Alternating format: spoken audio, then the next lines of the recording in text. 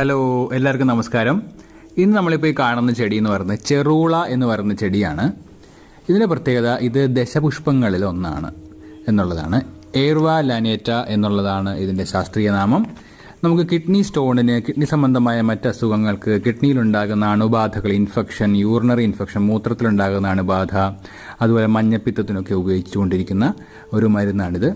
ഇത് മരുന്ന് മാത്രമല്ല, നമ്മൾ ലോകത്തിൻ്റെ പല ഭാഗങ്ങളിലും ഇതിനെ ഒരു പച്ചക്കറിയായിട്ട്, അതായത് ഇത് അരിഞ്ഞിട്ട് നമ്മൾ ചീരയൊക്കെ കറി വെക്കുന്ന പോലെ പല രീതിയിൽ കറി വെച്ചും ഉപയോഗിക്കുന്ന ഒരു ചെടിയാണ്.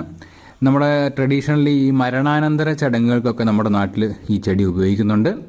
പൈൽസിലൊക്കെ രക്തസ്രാവം നിർത്താൻ വേണ്ടിയിട്ടൊക്കെ ഈ ചെടി നമുക്ക് വേണമെങ്കിൽ കുറച്ച് കാലം അടുപ്പിച്ച് കഴിച്ചു കഴിഞ്ഞാൽ അത്തരം പ്രശ്നങ്ങളൊക്കെ നമുക്ക് ഫലം കിട്ടുന്ന ഒരു ചെടി കൂടിയാണ്. ഈ ചെടിയുടെ പ്രത്യേകത ഇത് ശീതവീര്യമാണ് എന്നുള്ളതാണ്. അതായത് അകത്തേക്ക് കഴിച്ചു കഴിഞ്ഞാൽ ഇത് തണുപ്പാണ്. അപ്പോൾ നമുക്ക് ഉഷ്ണജന്യമായിട്ടുള്ള ചൂടുണ്ടാക്കുന്ന രോഗങ്ങളിലെല്ലാം തന്നെ ഇത് ഉപയോഗിക്കാം.